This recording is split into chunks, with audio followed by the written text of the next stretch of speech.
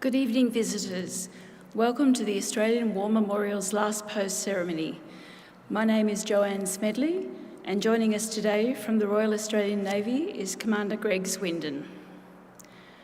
We warmly welcome the family of Private Eric Arnold Sandell, whose story will be told shortly. We welcome the veterans who have served, those that are still serving, and the families that love and support them.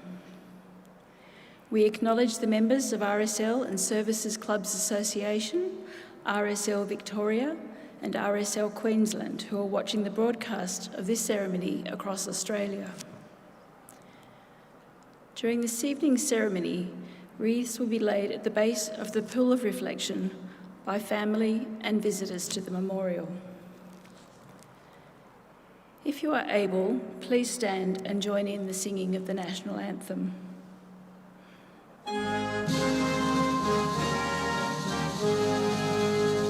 Australians, oh, let us rejoice, for we are one and free.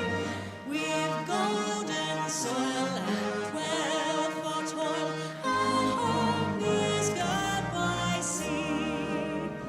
Our land abounds in nature's gifts, all beauty rich and rare.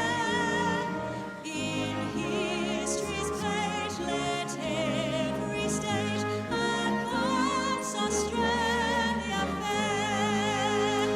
In joyful strains that let us sing, advance Australia fair.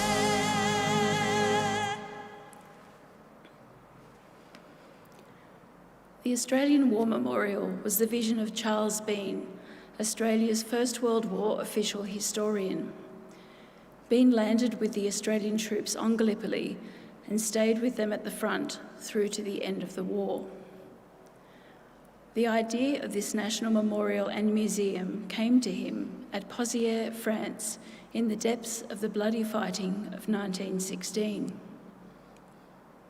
Bean's idea was that this would be a place where families and friends could mourn loved ones buried in faraway places. It would also be a place that could help all Australians understand what these men and women had endured and what they had done for us. Bean's vision, to which we remain true, is best expressed as inscribed in the entrance to the memorial's galleries. Here is their spirit in the heart of the land they loved, and here we guard the record which they themselves made. Tonight, we will read the story behind just one of those on the Roll of Honour, which lists the names of more than 102,000 men and women who have given their lives for us in war and on operations for more than a century. But first, we present a lament, Flowers of the Forest. Wreaths of floral tributes will now be laid at the base of the Pool of Reflection.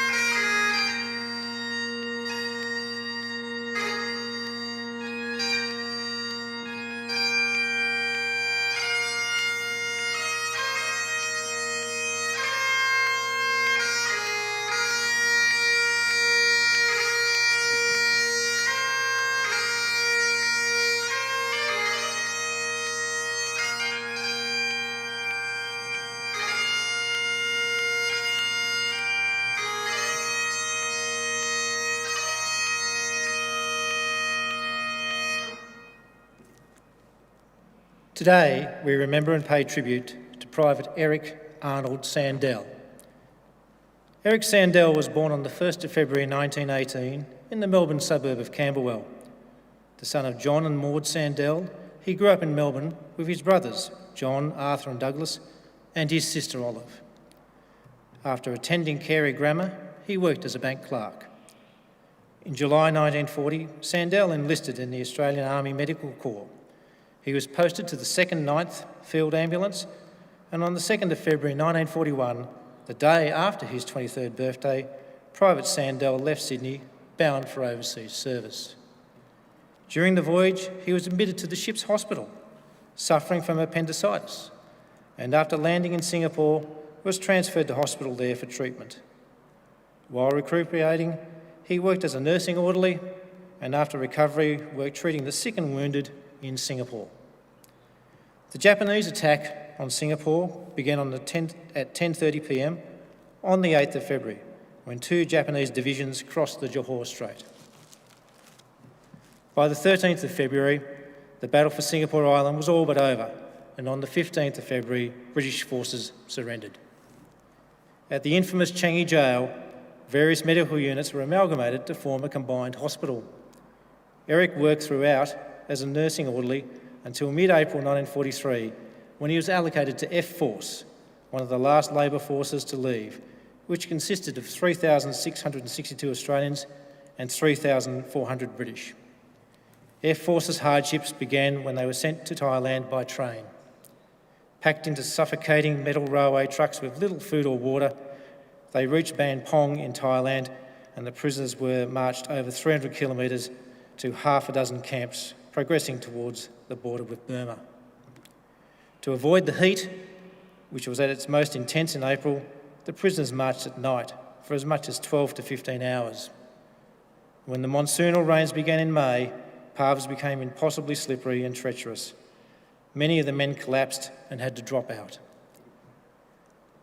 The bulk of F Force arrived utterly exhausted in mid-May at remote and primitive camps, where acute supply problems aggravated widespread outbreaks of cholera, dysentery, malaria, beriberi and diarrhoea. Many of the men, particularly the British, were unwell even before they left. Isolated in upcountry Thailand, remote from food and medical supplies, and drenched by monsoonal rain, a third of the Australians and almost 2/3 of the British prisoners died. Sandell worked at Tanbaya Hospital, 50 kilometres south of Tanbai Zayat in Burma. Tanbaya had become a hospital for sick F Force men from Thailand in July 1943. While he was still weakened from a severe case of dysentery, he contracted Weil's disease. This caused high fever and jaundice and was the ultimate cause of his death on the 26th of November 1943. Today, his remains lie in Tanbai Zayat War Cemetery under the inscription chosen by his family, "Greater love hath no man." Eric Sandell was 25 years old. His name is listed on the Roll of Honour to my left, amongst almost 40,000 Australians who died while serving in the Second World War. His photograph is displayed today beside the pool of reflection. This is but one of the many stories of service and sacrifice told here at the Australian War Memorial. We now remember Private Eric Arnold Sandell, who gave his life for us, for our freedoms, and in the hope of a better world.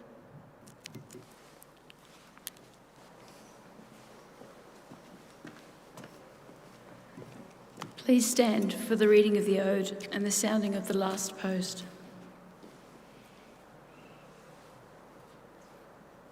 They shall grow not old, as we that are left grow old.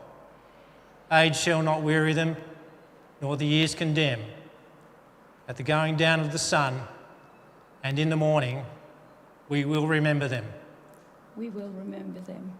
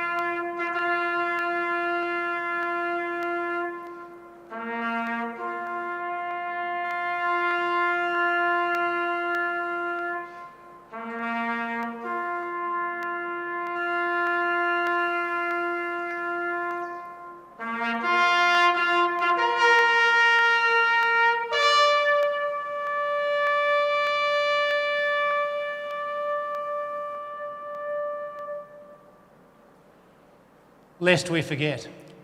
Lest we forget.